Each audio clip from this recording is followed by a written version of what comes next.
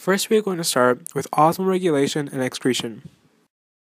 Osmoregulation is how animals regulate solute concentrations and balance the gain and loss of water. Excretion is how animals get rid of the nitrogen-containing waste products of metabolism. Osmosis is a process of water entering and leaving the cell. This helps the cell maintain a balance, which is referred to as homeostasis. Osmosis is measured by solutes in moles per liter. This is known as osmolarity. Some examples of this include human blood, which is 300 moles per liter, and seawater, which is 1,000 moles per liter. When two solutions are isoosmotic, that means that the movement of water is equal, causing them to have the same molarity. When there is a difference in osmolarity, the greater concentration is referred to as hyperosmotic, whereas the more dilute solution is known as hypoosmotic. When a marine animal is isoosmotic to its surroundings, that animal does not need to actively adjust its internal osmolarity. This animal is known as an osmoconformer. In contrast, an osmoregulator is an animal that must control its internal osmolarity because they are not isoosmotic with its surroundings. But it takes up energy for the animal to do this.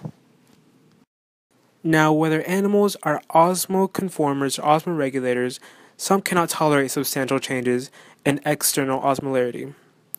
These animals are known as stenohalines. On the other hand, euryhaline animals can withstand substantial changes in external osmolarity.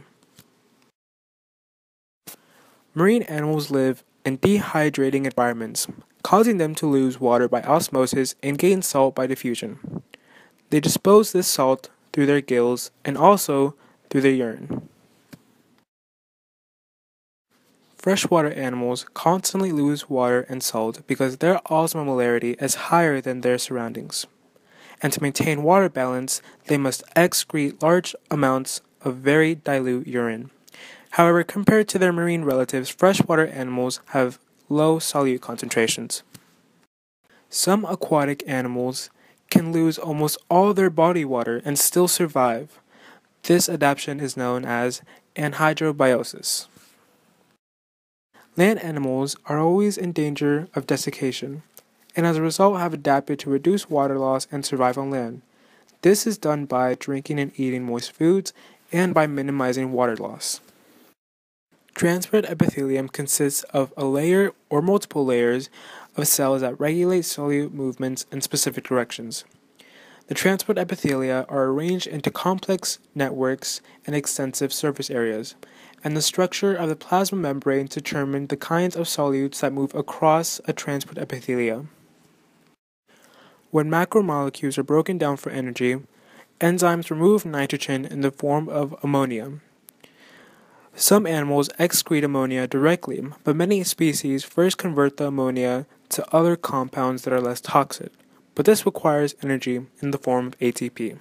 Because ammonia can be very toxic, it can only be tolerated at very low concentrations, and animals that excrete nitrogen wastes, such as ammonia, need access to lots of water.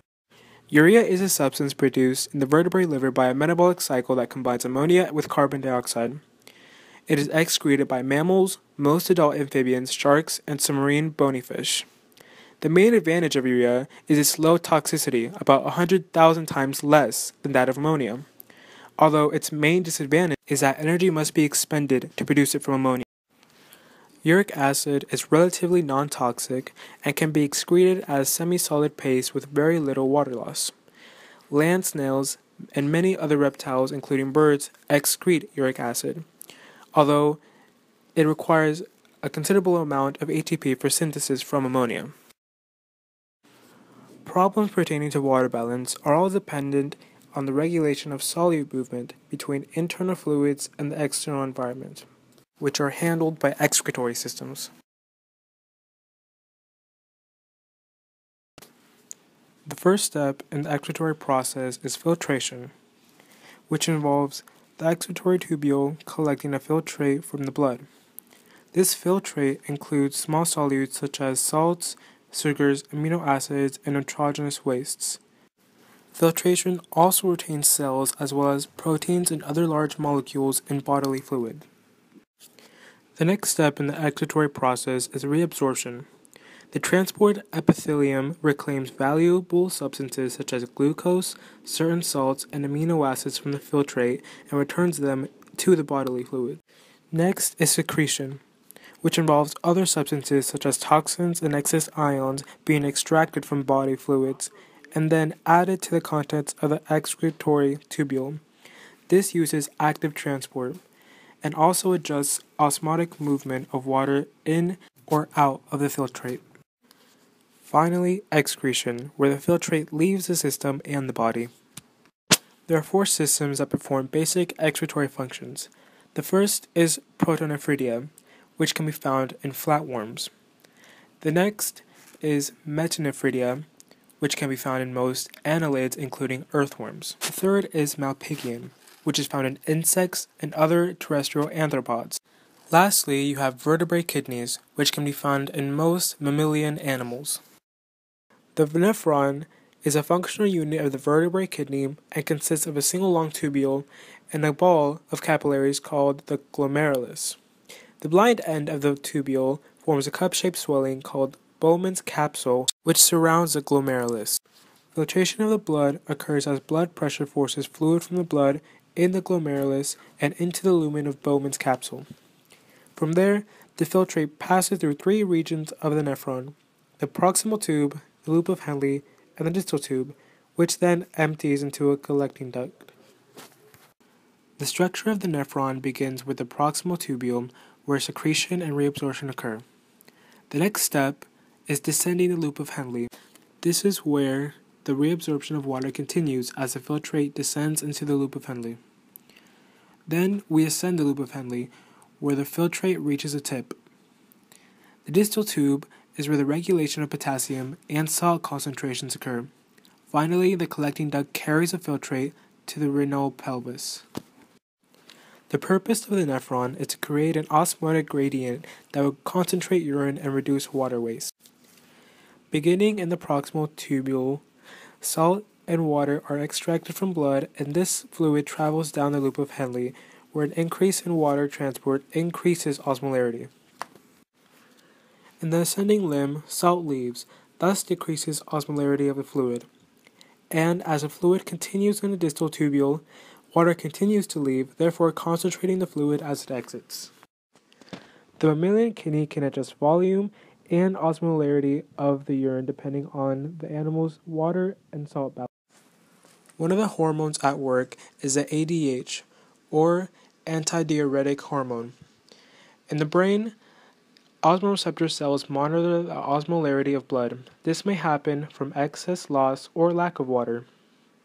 When it is above 300, ADH is released, and that causes an increase in water absorption to prevent further increase in blood osmolarity.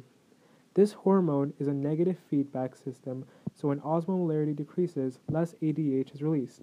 In the renin-angiotensin-aldosterone system, the JGA will recognize a drop in blood volume or pressure, activating the enzyme renin. The enzyme then converts angiotensin to angiotensin II, and acting as a hormone, angiotensin II raises blood pressure and reabsorbs salt and water. This reduces the amount of salt and water excreted into urine, and consequently raises blood volume and pressure.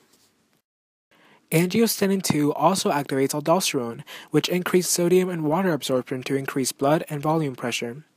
The RAAS is released into situations of extreme loss of salt and body fluids, like injury. The ADH and RAAS are systems of checks and balances that control blood osmolarity, salt concentration, volume, and pressure. Another hormone, the ANF, is released in the heart in response to an increase in blood volume and pressure. ANF inhibits renin release, salt reabsorption, and reduces aldosterone release to lower blood volume and pressure. The kidney has evolved to adapt to different environments, all to maintain solute and water balance and excrete nitrogenous wastes. Mammals have evolved to have long Henle loops, which creates the most hyperosmotic urine to conserve water waste. And here's Skylar, the cat.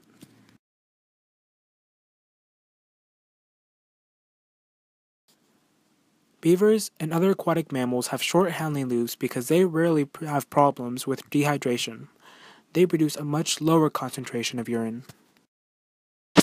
Birds have much shorter loops of handling than mammals and cannot produce highly concentrated urine, so they instead produce uric acid as their nitrogenous waste to conserve water. Other reptiles produce urine that is isoosmotic to its body fluids. The epithelium helps conserve water by reabsorbing some water from urine and feces. Like birds, most reptiles excrete uric acid, as Pip would do what he needs to. Amphibians, like freshwater fishes, excrete dilute urine because they are hyperosmotic to their surroundings when in fresh water.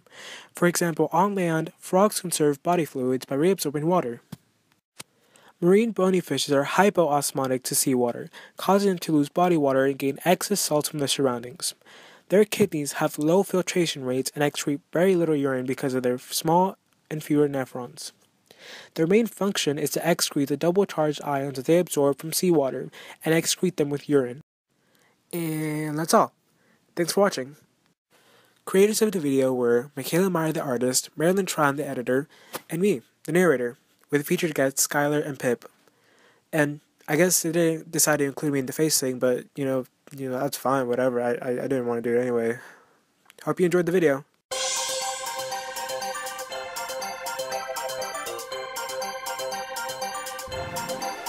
Mm-hmm.